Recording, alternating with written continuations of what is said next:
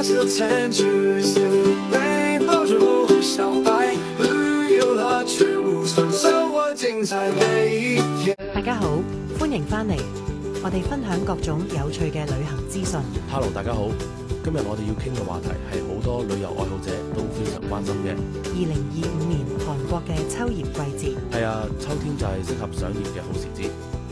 咁就係2025年幾時去韓國睇秋葉最合適？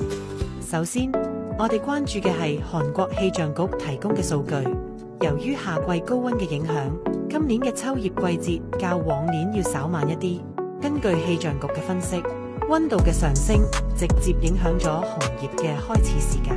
我哋注意到呢幾年因為全球暖化，紅葉嘅季節普遍延後咗，比起90年代，智異山紅葉初葉推遲咗12日左右。咁我哋要點計劃我哋嘅秋季之旅呢？首先，可以參考我哋嘅全國秋葉地圖，上面詳細列出咗各個山嘅秋葉開始和風植日期。Weather Eye 預測今年嘅首片秋葉會喺9月30號出現喺雪嶽山，同時10月23號左右，好似漢拿山同埋內藏山呢啲地方嘅楓葉會變得特別美。對，尤其是雪嶽山，佢係韓國最先開始變色嘅地方。今年預計喺10月2日左右，比往年嘅9月28日稍慢4日。係嘅，呢個意味住我哋可能要稍微延遲一下計劃。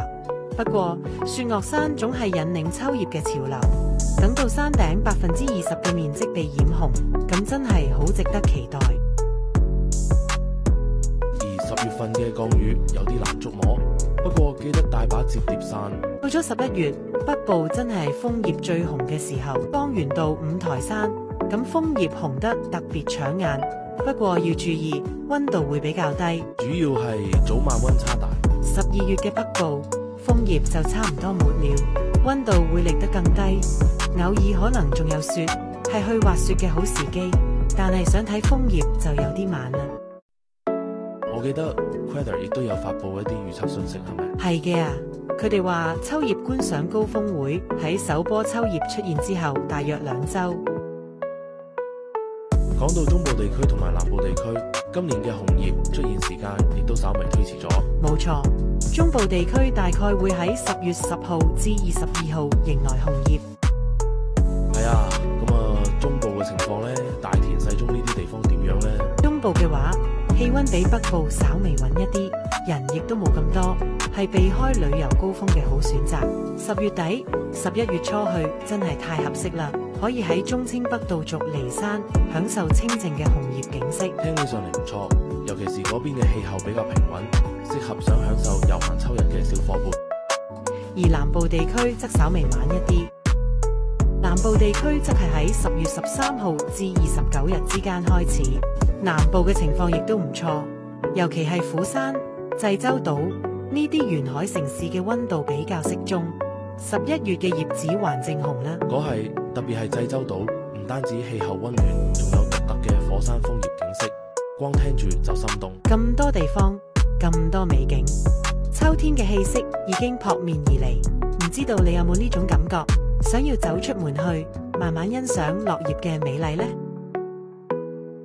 天氣漸漸轉涼，又到咗賞楓最合適嘅季節啦。韓國從北到南嘅10個最佳賞楓地。係嘅，韓國嘅楓葉唔止係顏色多樣，而且各地嘅風景仲特別有各自嘅特色。希望我哋今日嘅分享能夠俾你哋嘅秋季旅行帶嚟一啲靈感。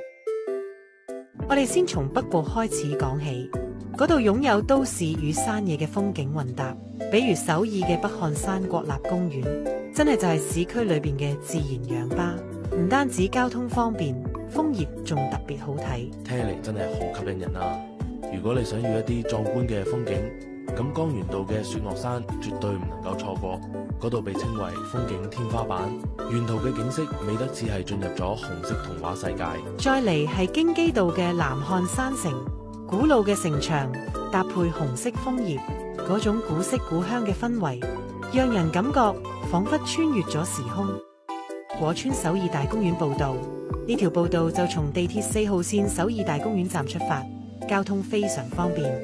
步道被綠樹同湖泊環繞，真係步道愛好者嘅天堂。聽起嚟真唔錯，咁樣嘅環境好適合朝早去走一走，感受新鮮空氣。冇錯，特別係喺工作嘅日子裏面早上去，周圍特別寧靜，特別適合享受獨處嘅時光。跟住落嚟，我哋去到中部，呢度有啲小眾但非常治愈嘅地方，如蜀梨山國立公園，嗰度嘅楓葉色調溫柔，俾人特別放鬆。係嘅，雞籠山國立公園係唔錯嘅選擇，登山道平緩，風景亦都特別宜人。嚟到南部，呢度嘅獨特之處在於你可以睇到雄風同大海嘅浪漫雙重奏，比如虎山嘅繁魚子，楓葉圍繞住古寺，真有種世外桃源嘅感覺。而喺慶州，佛國寺更係傳統同自然嘅完美結合，古老嘅寺廟同濃郁嘅雄風相互輝映，歷史嘅厚重感喺秋天嘅時候尤為強烈。冇忘掉全羅南道嘅內藏山，佢可以被稱作韓國賞楓第一山，滿山嘅雄風真係視覺嘅盛宴，尤其係喺楓葉節期間。最後，我哋唔能夠唔提到光州嘅無等山，佢喺秋天變得特別壯闊，特別。當然，濟州島嘅漢拿山亦都不容忽視，火山岩同楓葉嘅組合，粗獷中有住獨特嘅溫柔，呢種獨特體驗亦都係無與倫比嘅。好啦，大家可以依據自己嘅時間，挑選合適嘅地方去走走。太請啦！睇嚟我哋不但照睇，仲要走一走呢啲美麗嘅地方。係嘅，邊走邊欣賞秋景，會係好正嘅體驗。當然啦，追求最佳觀賞效果嘅人，仲係要及時關注天氣變化，靈活安排行程。總而言之，從10月初到11月初，我哋喺度選擇韓國欣賞秋葉嘅機會好多。係啊，無論你喺邊個地區，只要稍加留意，就能欣賞到美麗嘅秋葉景觀。希望大家都能夠喺韓國嘅秋天揾到屬於自己嘅嗰片風景。記得根據我哋嘅時間同埋交通提示去安排你嘅行程咯。希望今日嘅播客內容能夠對你嘅秋季旅行提供一啲幫助。記得及時關注更新嘅天氣信息哦。